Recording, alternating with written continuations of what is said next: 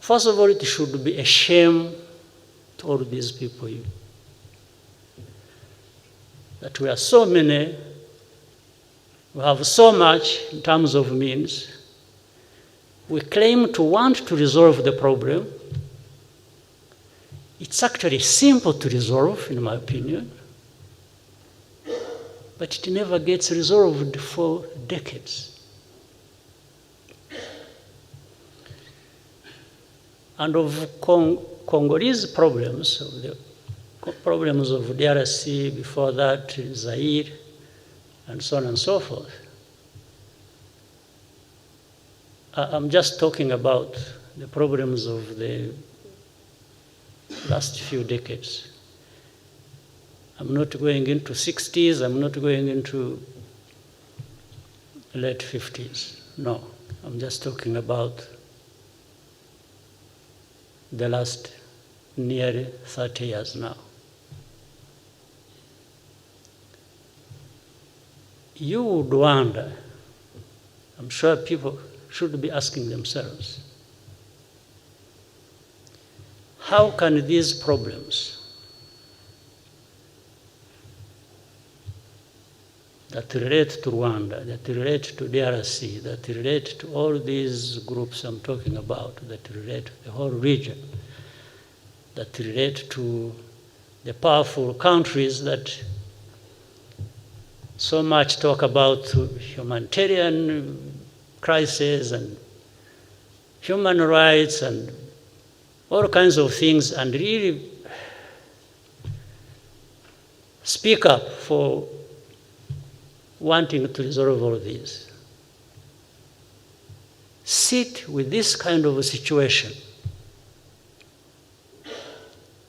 and just keep massaging it and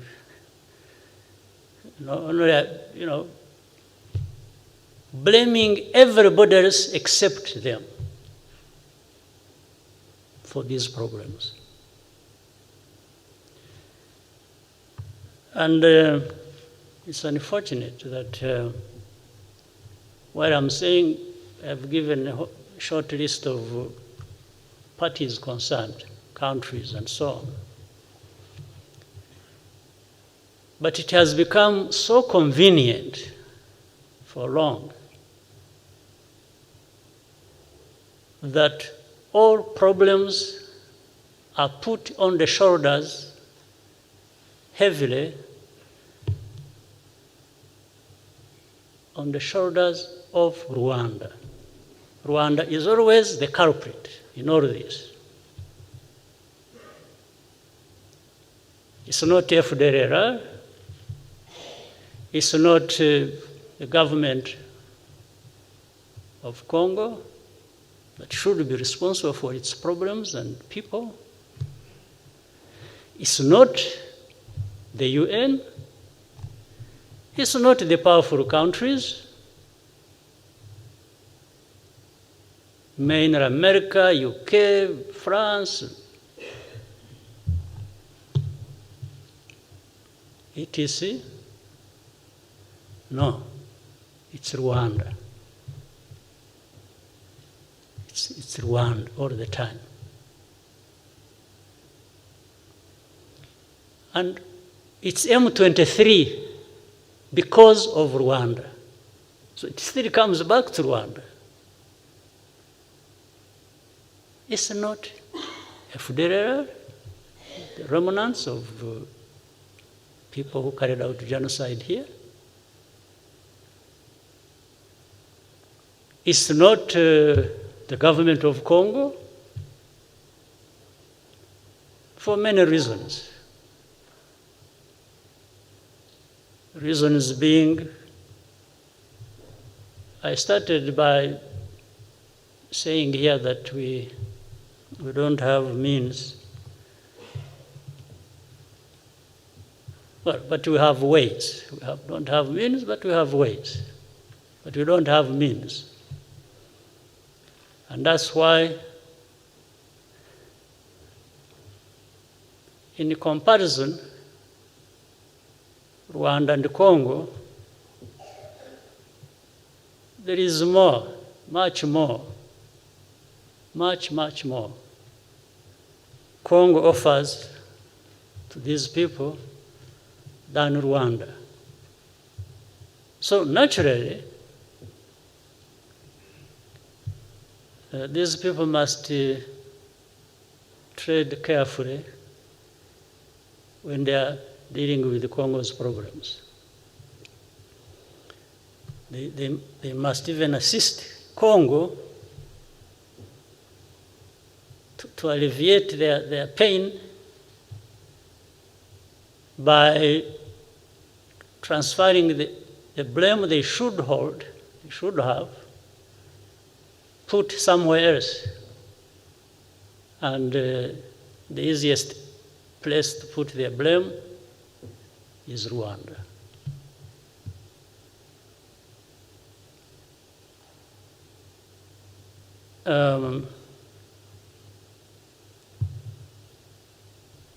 You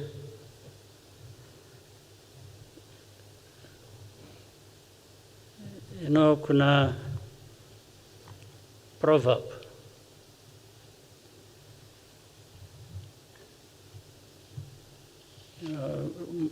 Hapa mnajua Kiswahili? Mnaelewa?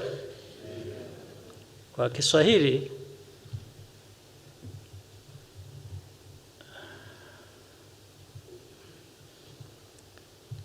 shamba ya ndizi, mnaelewa?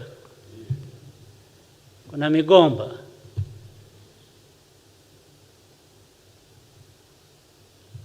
Na kuna majani. Migomba yani banana stem. Majani ikiwa banana leaves. Kwa migomba kuna migomba mifupi na migomba mirefu.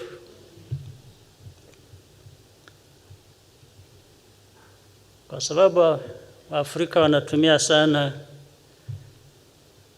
majani ya migomba kufanya kazi nyingi mbalimbali, kupika chakula nini. Wakienda kwa shamba la ndizi, ile majani wanayokata ni yale ya migomba mifupi. Ndio. Yeah, when they go to banana plantation, those Africans use a lot of many things they use banana leaves for. The banana leaves they cut are the banana leaves of short banana stems. Ile mrefu sana wanaacha. Sasa hao watu wanafikiria sisi ni migomba mifupi.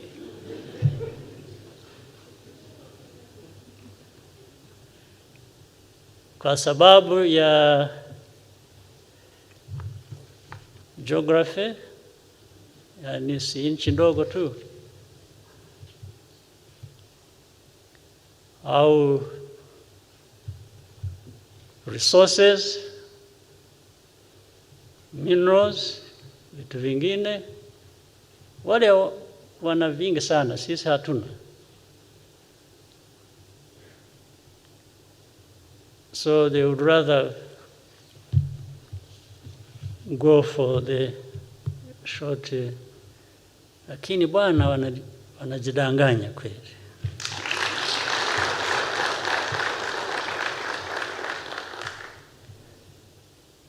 Sisi kwa ufupi wetu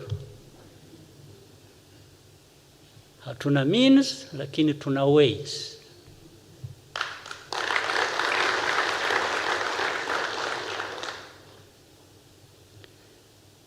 Na tuko imara, hujajua, hujui, huwezi kuelewa imara tulivyo.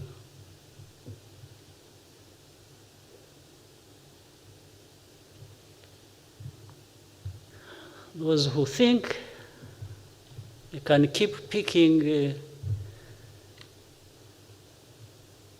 cutting our banana leaves because we are short stems,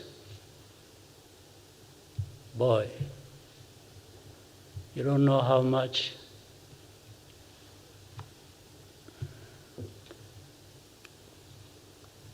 you have deceived yourselves.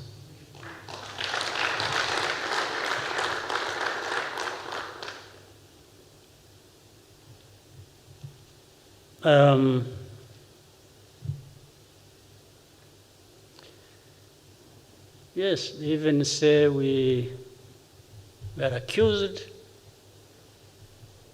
of stealing the wealth, the minerals of Congo.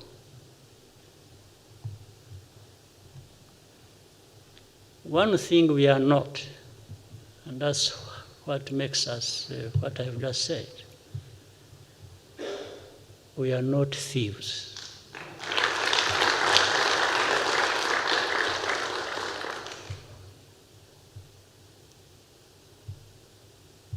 We work for what we have and what we get.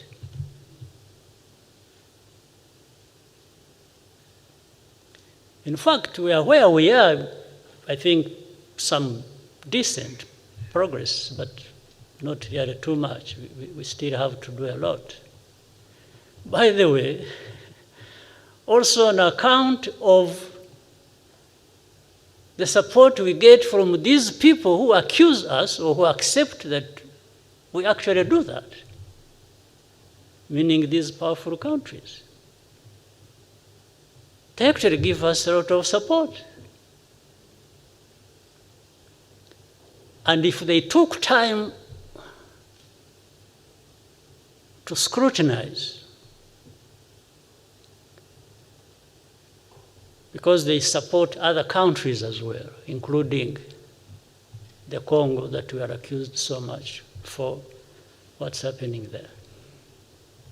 They will not find a place where we give value for their money than Rwanda. They will not. I can bet on this. For every dollar they spend on us, or they support us with,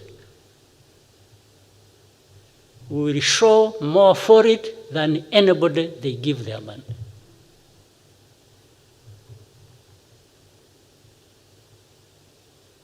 And it is deliberate. It's not by accident. It's who we are, it's who we want to be, and nobody will take it away from us.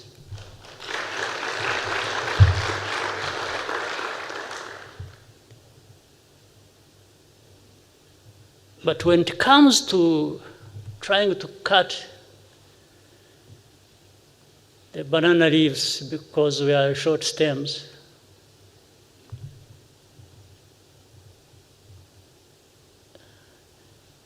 they can, or they will discover that you also provide value for money. Meaning, it will actually be costly for them.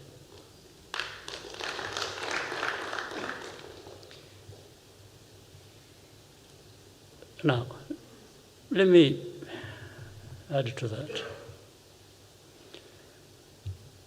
For the FDLR and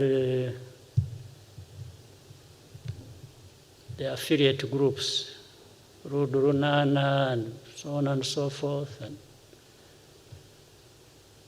by the way, affiliate groups means also there are some individuals, either whom we have here in prison, who were brought from outside, or others who masquerade around as so-called the opposition, whom we have just left free to mess up themselves. until some point when, if need be to take care of them, we take care of them.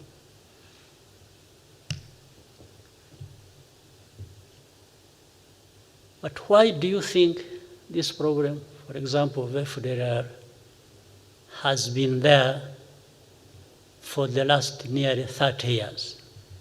Why? Because you think it's a too complicated a problem to resolve?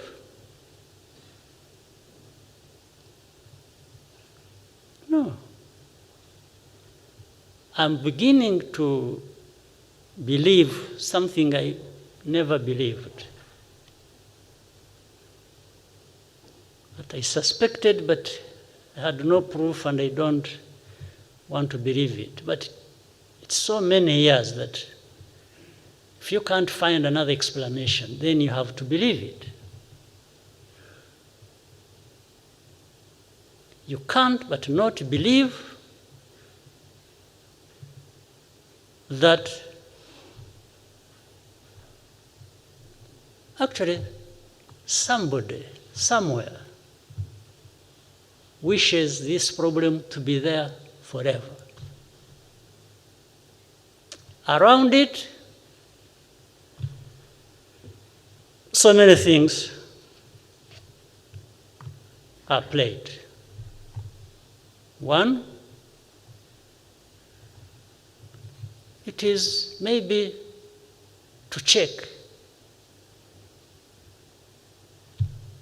these stubborn troublemakers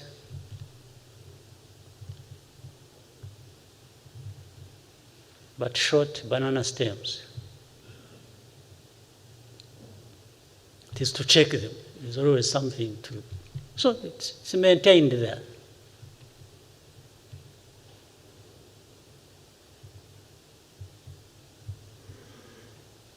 And then it spins around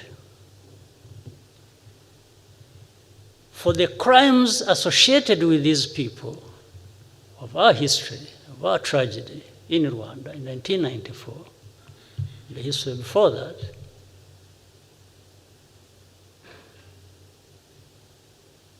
They start associating us with the very crimes of these people. It's like they exist because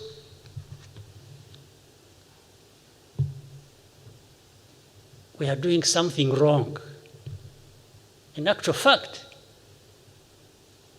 maybe we share in the crime. We share in the crime they committed. So in other words, for the perpetrators and victims of tragic history, we are actually the same. There is no difference. Isn't it the whole narrative since 1994? How we in this country are known for stifling freedoms of people. We are, we violate human rights. Then sometimes when they are talking about the violating of human rights, they point to the people who are here, whom they have labeled opposition leaders, who are associated with this history, that we are violating their rights. Can you imagine? The very people who are associated with genocide, who are here, some of them, many of them outside there, whom they have even sometimes refused to try for their crimes because they can't return them to Rwanda because Rwanda's justice and human rights, and if they return them to Rwanda, they will be denied their their justice, their freedom, their human rights. And then we respond to these people and say, okay, if you can't give them to us, here is the evidence. You try them in your courts because you are better than us. And they still don't do that. So what does that mean? What would that mean for anybody who wants to think? And you don't want me to try them for reasons you are giving, that whether false or true. But then how about you? How about you trying them? What's wrong with you? You mean you're questioning your own justice system as well?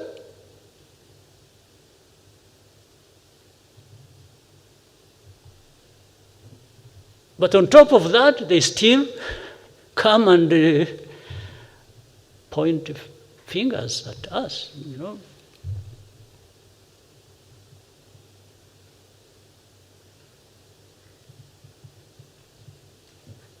But sometimes there is poetic justice that goes on. Some of these people who refuse to send these people back to us, and we have been begging and showing them the crimes, and they have refused, and in some cases, these people have gone ahead and committed crimes where these people, you know, are holding them in their countries. And then prompted by that, they quickly now send them to us. Because there is a case where somebody was being accused, and no, we were asking how these people, then these people killed somebody else in one of these countries outside who had refused to surrender that person to us. Kills the person, then I think another case raped somebody, and then prompted by that, they start processing to send these people to us. So the first crime of the genocide they carried out here was not bad enough, but they are reminded by somebody violating the rights of one of their citizens. This is what I'm calling sometimes poetic justice.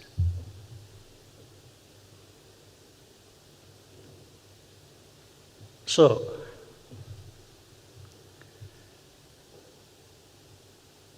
if for the last 28 years, this problem has been there, and for the last 20-something, 22 maybe, the UN force was sent to Congo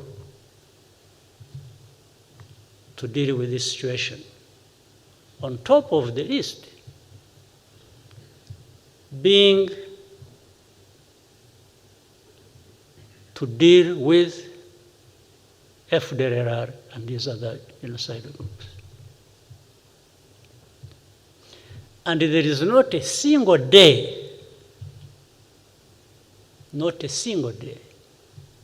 that I know of, maybe you do, that these forces ever fought FDLR to try and remove them. But they've been so keen to fight the notorious or famous, I don't know, M23. That's what happened in 2012. And we warned these people, we were warning them, and saying, you are dealing with half the problem. The other half will come back to haunt all of us. This is not a military issue. This is not a problem you want to resolve by force of arms. It's largely a political problem. You need to attend to. You maybe help the Congolese government to address this problem. They ignored us. Fine. 10 years after that, the problem has come to haunt all of us. But of course, the easy way, again, they have, is blame Rwanda for it. That solves the problem. That's where we are now. But why wasn't this problem resolved for the last 10 years, honestly? Why wasn't it? Those M23, those who fled and came to Rwanda, we put them, we cantoned them in a camp in a former sorry? In Ngoma, former Chibungo. We disarmed them, we gave arms back to Congo. They took the arms. I'm talking about facts here. I'm not. Now, processes started of talking to these people. What do we do with them? And we always gave access to the officials from Congo to go and talk to these people every time. They came here like 20 times.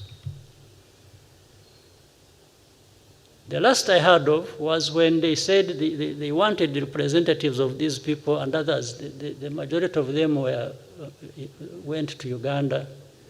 There was a bigger group.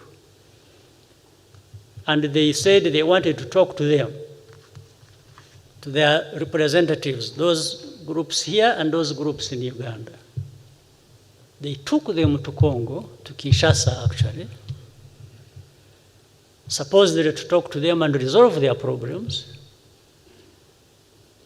These people they took spent months in a hotel where they put them. And for those months, not a single government official visited them or came to talk to them. Until they decided to, I don't know whether to escape or do what, and left.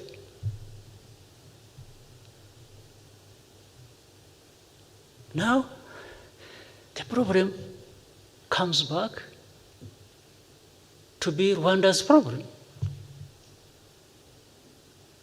When they started fighting, don't ask me how or where they came from, but we have had a moment to discuss this openly in meetings of heads of state in Nairobi, and it was clearly demonstrated to the Congolese leaders what had been going on. And the only thing they kept telling us was, no, these people must go back where they came from. And then you ask them, say, where did they come from? or what time do you mean? Because even if you assume that they came from here, where did they come from when they came here? And I asked one simple question in the meeting. I said, we would be wasting our time if we do not answer this question and we continued discussing this issue. I said, one simple question. Are these people we are dealing with or having to deal with Congolese or Rwandese or Ugandans? Fortunately, the Congolese leaders answered that they are actually Congolese. Then I said, okay, now we can have a conversation. Because my impression at first was that you were saying that these are Rwandese because they speak Kinyarwanda. Because They are Rwandophones, I hear some people call them that, but they are Congolese. These are citizens of Congo. They have their ancestral homes and things in Congo, not here. Here they are refugees. We have over 80,000 of them as refugees in the camps.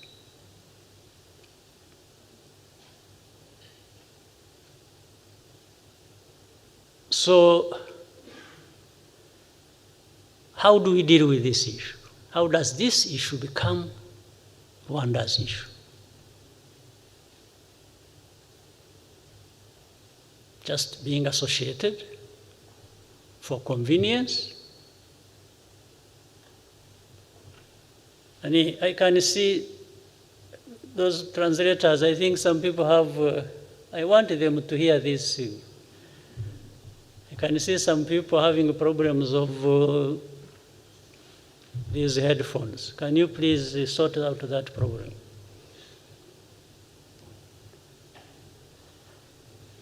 Maybe there are those who don't want to hear, that's a different issue.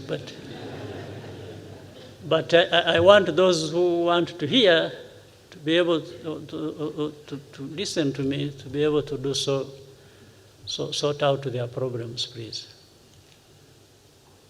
Nonetheless, I will continue. For those who want to hear and for those who don't want to hear. That's what we always do. There are many people we talk to knowing that they are not listening, but you have to do a duty of letting them know so that there is no excuse about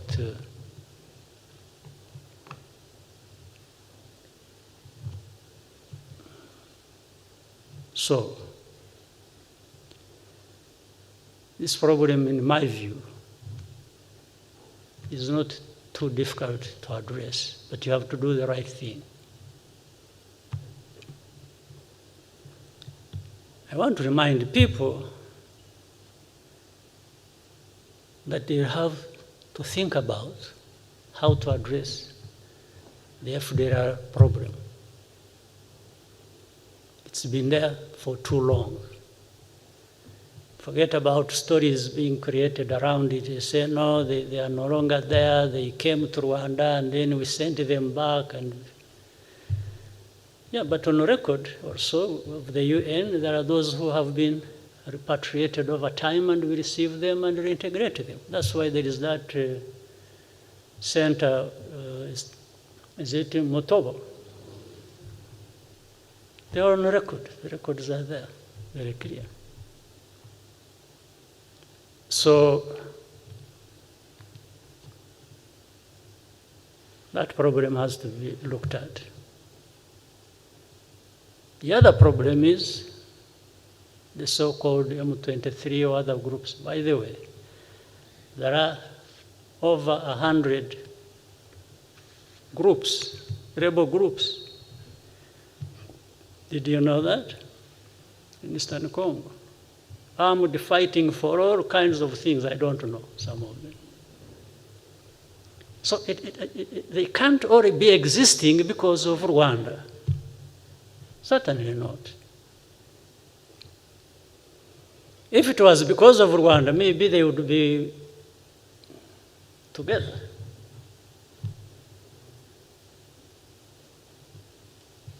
So that problem needs to be addressed in their right context, and those problems are Congolese problems, they are not Rwanda's problems. But we can help because we are interested in a stable neighbor.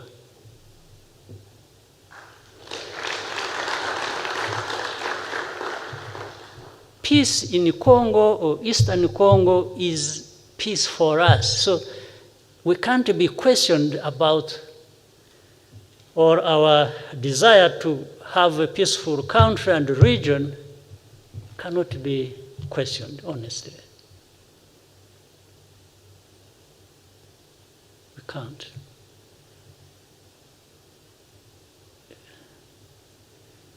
even for those who accuse us of stealing minerals, if that were to be true, I think we can do better still by having peace. Yes. Because when you have peace, then you don't even need to steal. You would actually have, I was talking to some very senior people recently from somewhere who were saying, the Congolese are saying we steal their colta, we steal their gold. And then I asked them one question. There was many leaders. I said, there is something I know. Some people come from Congo, whether they smuggle or go through the right channels, they bring minerals, but most of it goes through here, does not stay here. It goes to Dubai, goes to Brussels, goes to Tel Aviv, goes to Russia. It used to go to Russia. I don't know whether it still goes there. It goes everywhere. So I was asking them, I said, are you on the list of those who are stealing minerals of Congo? Because these things, they end up with you. For us, we are now, they go through our country. But they are accusing us of stealing Congo's minerals. How about the destination? Why don't you talk about it? And if we actually deployed everything, every effort, and stopped this thing flowing, the accusation would be even worse. Yeah, they would be seeing no more gold coming through here. Going to them, then they say, these people, they are causing problems. So what are we supposed to do, honestly? And then there is this famous thing that has,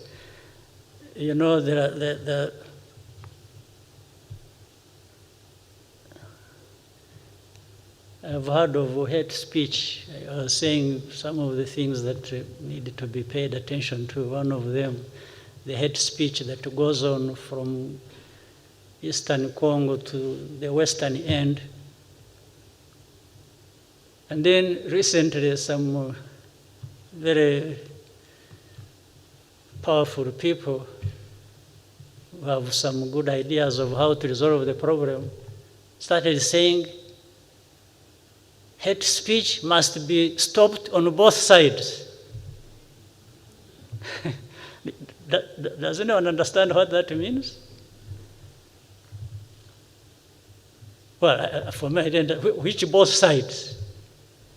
So there is hate speech in Congo and there is hate speech in Rwanda. This is what they are trying to say. Has it been going on? Have you been involved in hate speech, you people?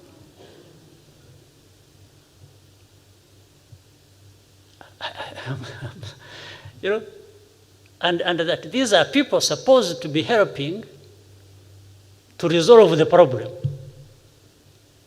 So they must give part of the blame to Congo, and another part must be carried by Rwanda, even if both of us have not been doing the same thing. So I'm saying it is simple to resolve because all it needs is just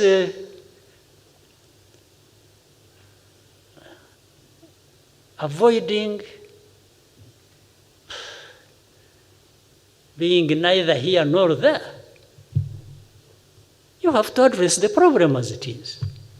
You have to deal with the facts, you have to deal with evidence, you have to deal with the right thing to do.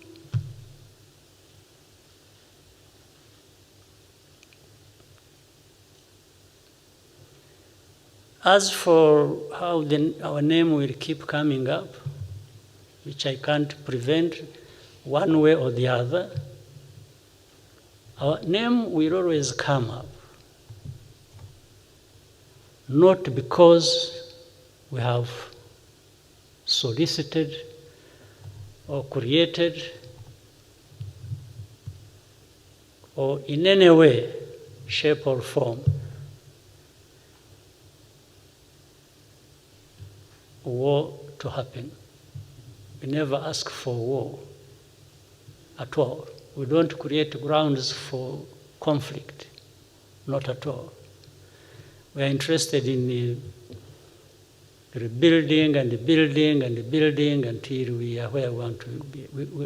We know what war means. I have had some people, interviews and FT in London or France 24, France or TV5 or something like that, and somebody saying, I don't rule out a war with Rwanda. When I used to talk to this person who keeps saying this, I used to advise or humbly tell him that we are actually tired of war. We need to be working together and creating peace between our two countries. And because if you are looking for somebody who knows a thing about war, you come to me, please. I know something about it. And I know how bad it is. And by that, I know how you cannot have anything better than peace.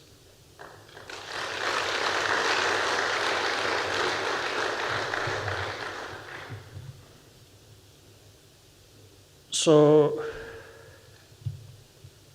this problem can be resolved. If one country headed for elections next year is not trying to create grounds for an emergency so that elections don't take place. Well, not that he won the first elections, as we know. So if he's trying to find another way of having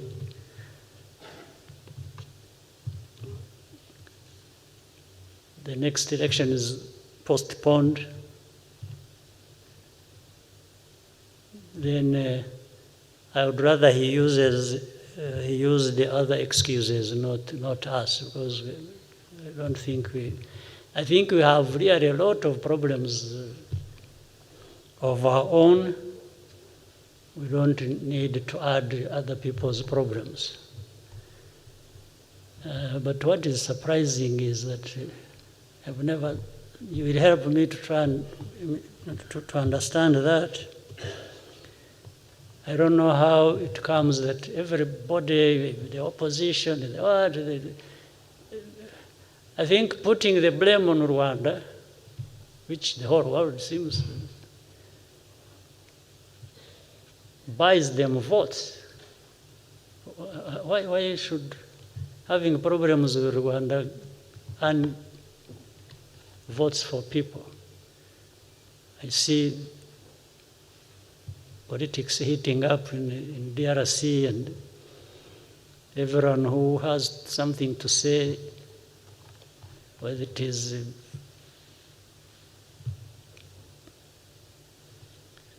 whoever, just keep saying, oh, Rwanda has invaded, Rwanda has invaded. Since when? And if you think also that we have, or that we are there, even if I were to believe it, I would still proceed with asking myself a question. I say, why? Why would Rwanda be in Congo? Maybe you would find an answer. Because there is a possibility that can take us there. That means, dearly, that's what you are saying. For example, let me say like this last time when, you remember in 2019 when FDLR invaded and attacked Kinigi and nearly shut down that place where tourists go. And by the way, we started seeing some messages, don't go to the northern part of Rwanda, there is insecurity from all over the world. Maybe this is what some people actually want. So we cleaned up that mess, and then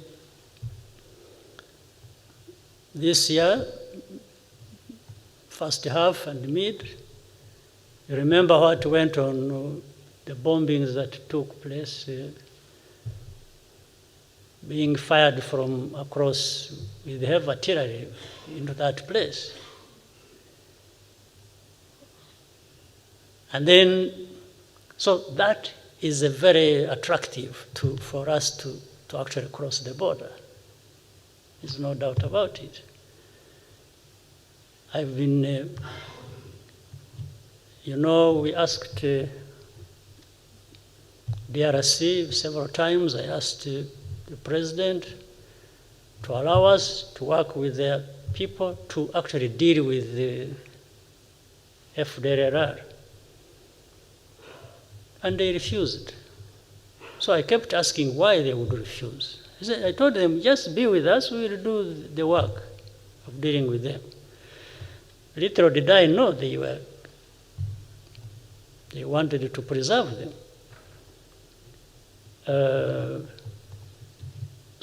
But in the end, later on in these arguments, I said, when they started firing across our border, I told him that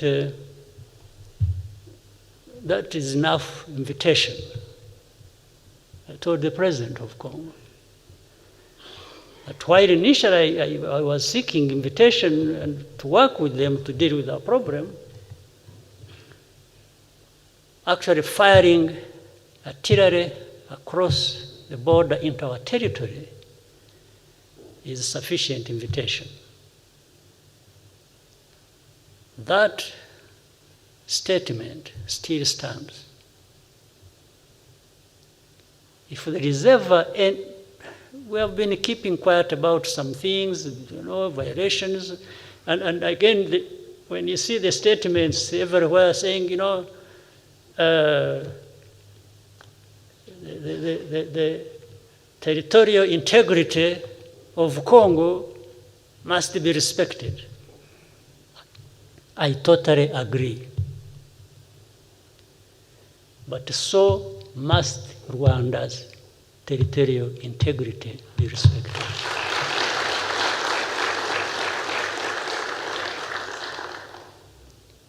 And respecting territorial integrity is not just by a soldier putting foot on the ground on that territory.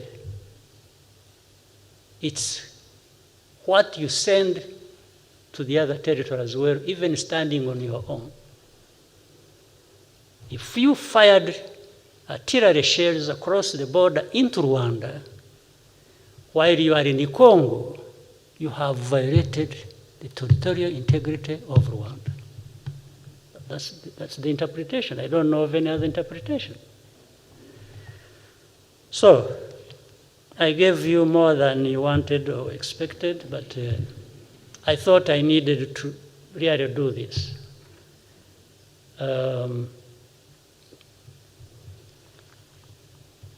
So be clear about it. When you see things happening, you just know. First of all, we are not going to engage in skirmishes that could have been avoided. We are not going to violate anybody's sovereignty or territorial integrity. Will be respected, but we so much demand that that happens in our case as well. And so people can, along the border, can go to bed at night knowing they have security for them to sleep all night.